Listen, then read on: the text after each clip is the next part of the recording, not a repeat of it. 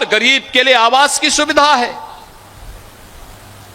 हर गरीब के घर में पानी पहुंचाने के लिए प्रयास किया जा रहा है, सड़कें बन रही हैं, पुल बन रहे हैं, बाढ़ से बचाव के उपाय प्रारंभ किए गए हैं।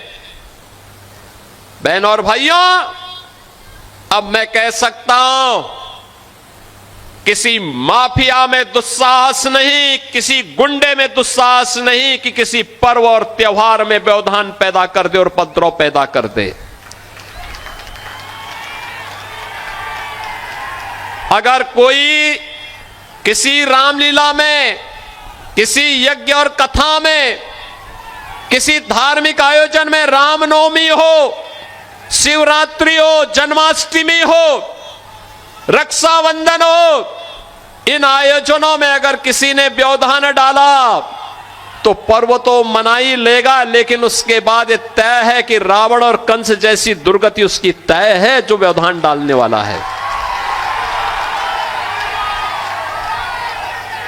यह तय है कि अगर बेटी और व्यापारी की सुरक्षा में सेंध लगाई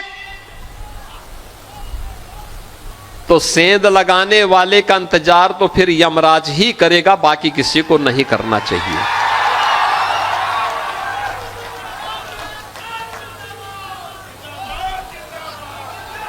आज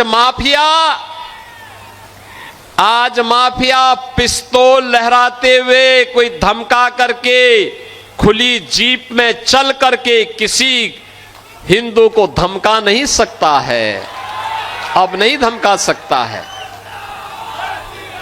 और इसीलिए बहनों और भाइयों, जब ये काम हुआ है, बिना रोक के, बिना टोक के, बिना किसी भय के, बिना रुके, बिना डिगे, बिना थके, जब ये अनवरत इस प्रकार के अभियान चले हैं, विकास का पैसा विकास में लग रहा है, तब ये सड़कें दिखाई दे रही हैं,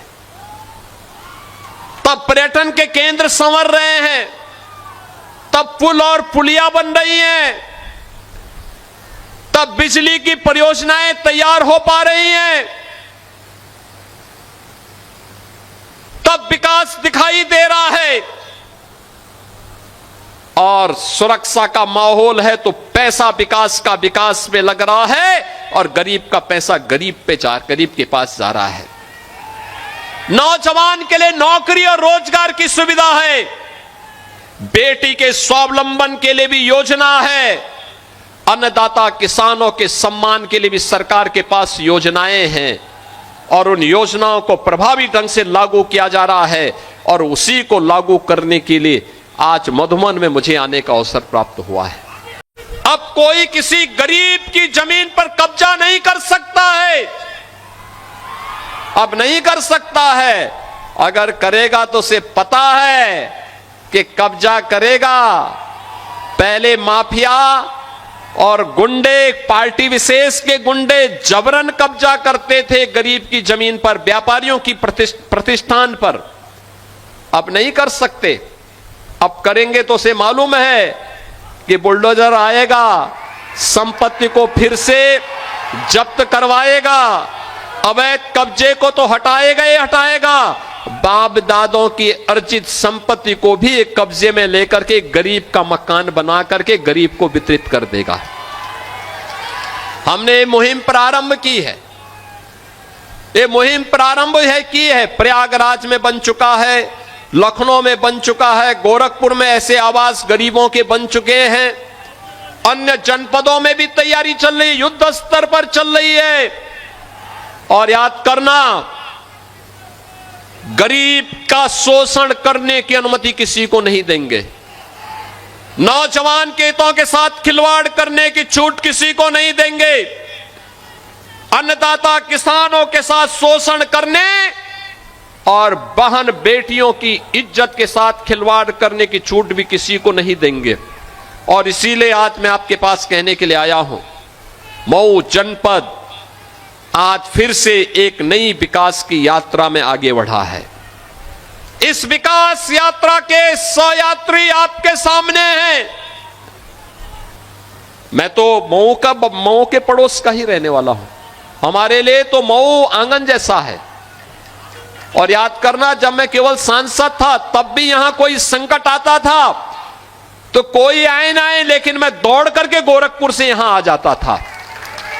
मैं तब भी आता था, तब भी हम लोग लड़ते थे यहां की लड़ाई को, क्योंकि मेरे लिए यह राजनीति से बढ़कर के था। और आज फिर मैं आपको आश्वस्त करने के लिए आया हूं। कोई सोचता था कि गोरखपुर से वाराणसी का मार्ग 4 लेन का होगा? कोई सोचता था कि मऊ से लखनऊ की दूरी अब मात्र 3 घंटे की हो जाएगी, 2.5 से 3 घंटे की? आप सोचो ना, आप चाहिए पूर्वांचल एक्सप्रेसवे से धड़धड़ा करके पौने 3 घंटे में लखनऊ। यानी दुनिया में आप जाएंगे, इतनी दूरी पे लोगों के एयरपोर्ट होते हैं बड़े बड़े शहरों में।